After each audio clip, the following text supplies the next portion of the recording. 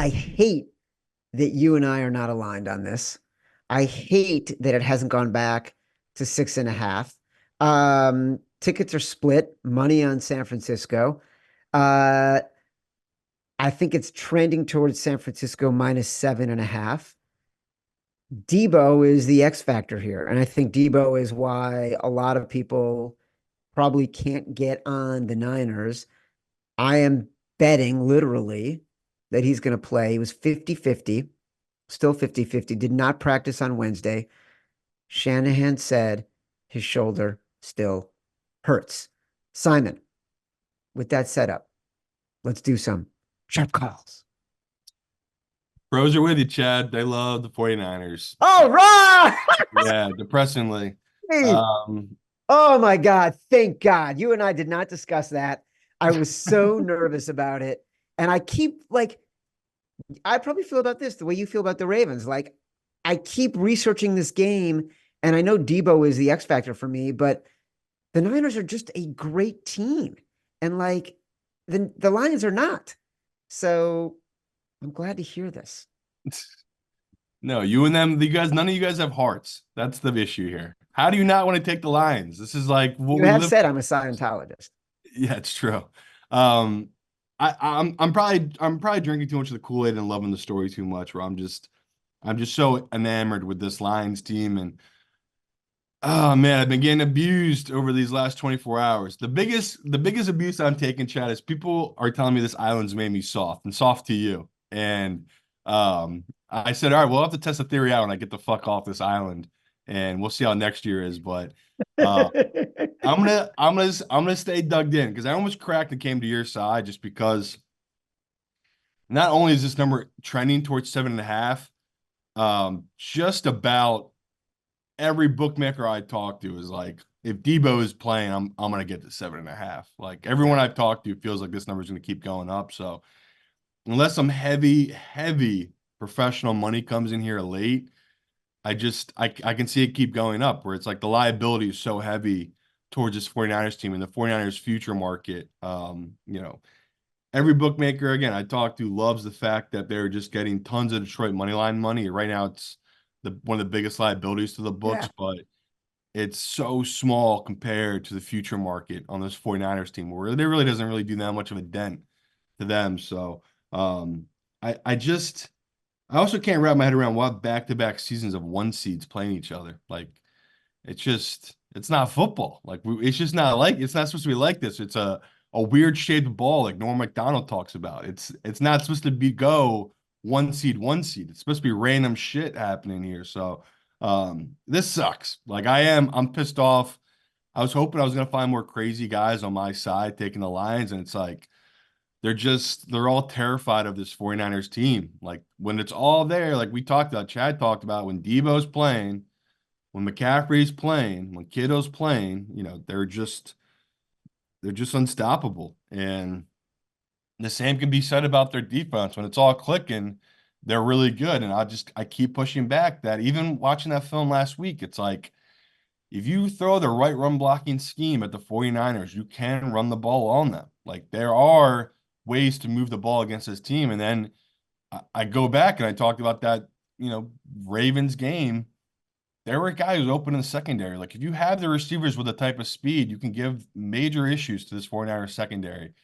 Laporta, Amon St. Brown, it's like these are the guys. These are the weapons you can beat this team with. So um maybe I'll get burned on this one. I mean, Matt Mitchell scared the shit out of me when he gave us that stat that 9 out of the last 10 conference championship favorites have won, and the one upset was the Bengals, or like the one 7 point dog upset were the Yeah. Yeah.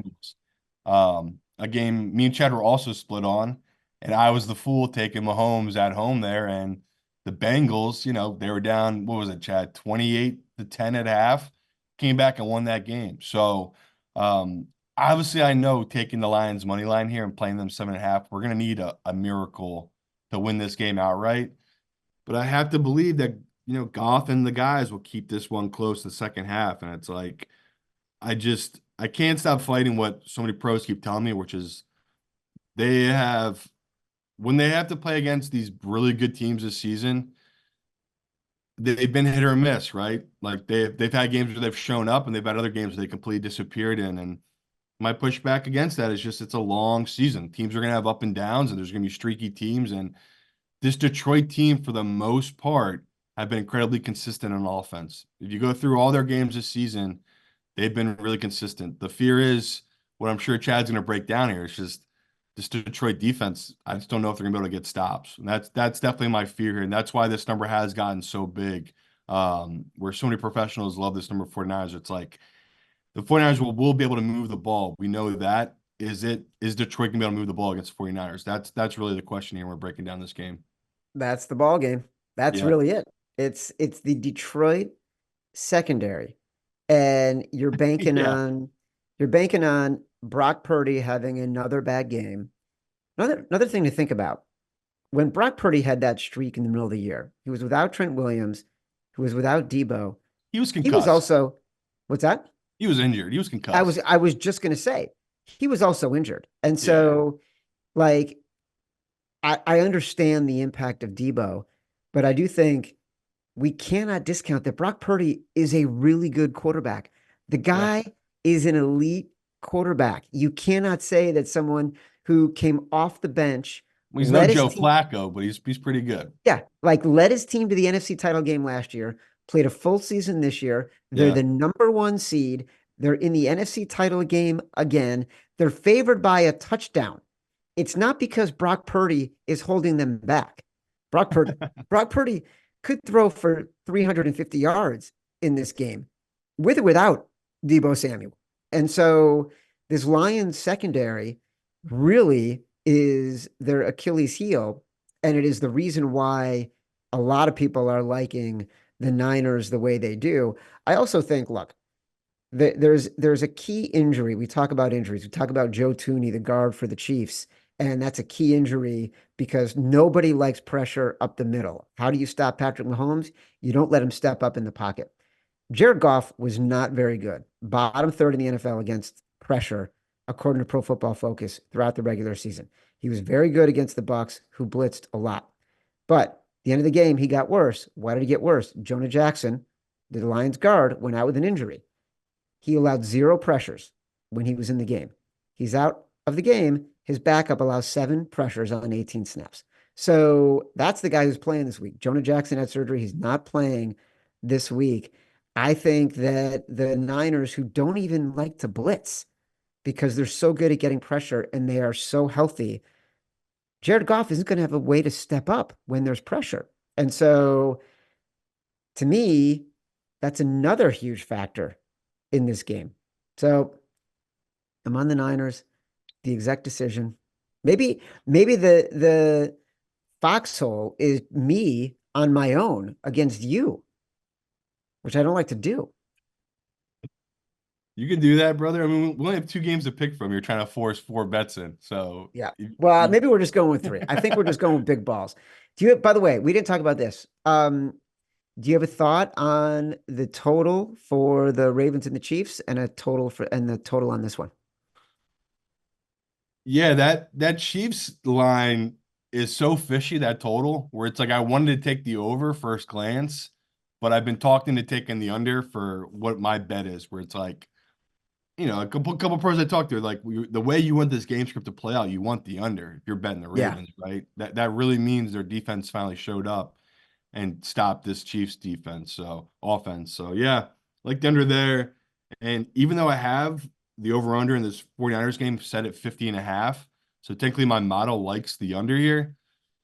I've been waiting to hear from the luck guys because I'm hoping this is a luck over. It's like, No luck. No yeah, luck with the luck. yeah. There's So no luck. I No I luck games do this week.